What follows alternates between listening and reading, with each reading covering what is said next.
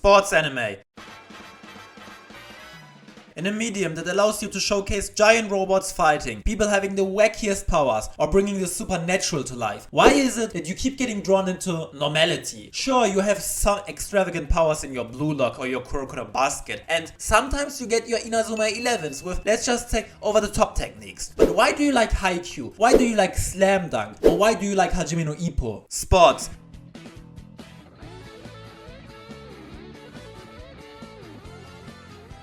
One of the most popular things ever in terms of entertainment. And what used to be the biggest selling point is the unpredictability. Sure, if Real Madrid were to host my Sunday League club, chances are they're gonna win. However, there is always that 1% chance of an upset. And that's what makes sports this popular. You never ever can predict what is going to happen. Leicester in 2016, Muhammad Ali vs George Foreman in 1974, The Miracle on Ice in 1980, and so much more. However, recently a trend has started to appear in real sports and also in fictional sports. Personalities: Cristiano Ronaldo, Lionel Messi, LeBron James, Lewis Hamilton. People love the narrative of a child born with nothing rising to the top of the world, and that's essentially what shonen is. Before stories like Slam Dunk and Captain Tsubasa revolutionized the genre by also focusing on the characters, people didn't care about sports manga. After all, the most popular sports shows were written in the post-2000s. Even the exceptions were in the 90s. For the manga industry, which started getting big in the 40s, this is ridiculously late. We love underdog stories. We can relate to people who are at the bottom and try everything to crawl higher and higher. Not even as an athlete, but in your daily lives as well. It's inspirational, even if you don't admit it. Seeing Hinata become better at volleyball, seeing Ashito rivaling academy level players, it makes you strive to be just this 1% better yourself. What makes sports anime different from battle shonen then? Both are constructed around the same premise after all. It's a couple of things for me. First, we have the realism. As much as we like Goku training in the afterlife with 40 tons of weight, you can only relate to that stuff to a degree. When we see Sawamura train his pitch, Sakuragi trains the basics of basketball, or even just people running, it's much more approachable, and in the end, it's much more present in the story. A sport anime is matches half of the time and the other half is training. So seeing characters, even just getting a point with a technique that has been trained beforehand, is much more rewarding. Almost as rewarding as making a video and getting a like from you. Regardless, the most famous example of this is probably the block of Tsukushima in season 3 of Haikyuu. It's such a simple scene. Nothing extraordinary happened. The animation wasn't over the top, yet it managed to get you so incredibly hyped because we have seen this kid's journey to volleyball. Actually, Haikyuu is insanely good at this. Just look at the Yamaguchi serves as well. This leads to another thing sport anime has mastered: the team. Now, of course, not every sports anime is a team sport, but most are. Of course, other genres also have a cast, but nowhere is the cast as big as in sports anime. As I said, Haikyuu is a great example of this, but the manga that truly mastered this is Blue Lock. Yes, ironically, the show about being an egoist has the best cast. We have the main team, which in itself has about 5 to 11 players, depending on the sport. And while the protagonist will prevail at the end, he doesn't need to win his team every game. Luffy beats every big guy in One Piece, and so does Goku. Well, almost every time. And that's the rule in most of the shows. In Blue Lock, during the first selection, which included 4 matches, Isagi only scored 2 goals out of a total of 12. Other people get to shine, and if you don't like one character, guess what? There are a billion more to choose from. I didn't even start to talk about the enemy players. Every opposition always has 1 or 2 players at their team that are also pretty fleshed out. Heck, the best part about sport anime is that you can play former teammates. Most of the time, national teams get introduced, and then you can play against the guys who you played alongside in a national cup, like in Inazuma 11. New players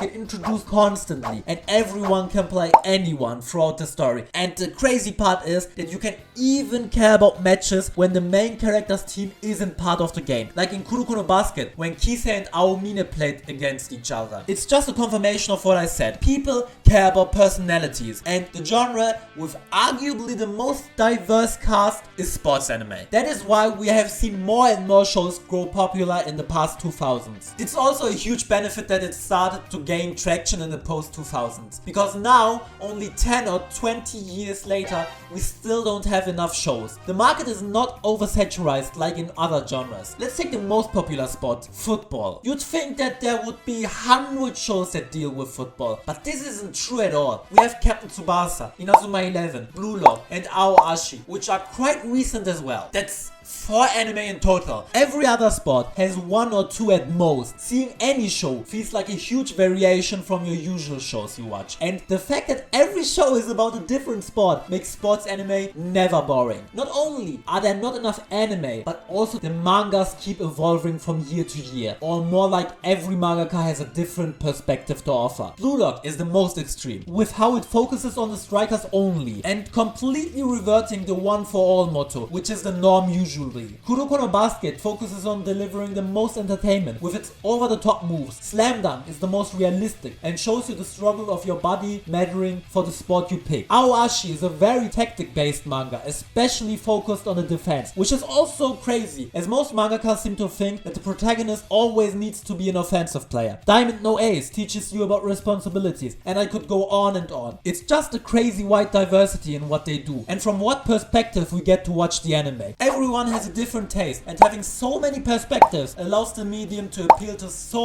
much more people. For example, I love Blue Lock and how it deals with ego. I'm curious to know, what's your favorite show? And most importantly, why do you like it that much? Be sure to comment it down below. Sport anime is like shonen but on steroids. For crying out loud, literally every arc is either a training arc or a tournament arc. We want the action, we want the match after match after match in a knockout system, where every match could be the last match. Weirdly enough, taking only the most essential parts of shonen and adding only a bit of slice of life here and there is the whole reason why sports anime is the most complete form of anime. Bye!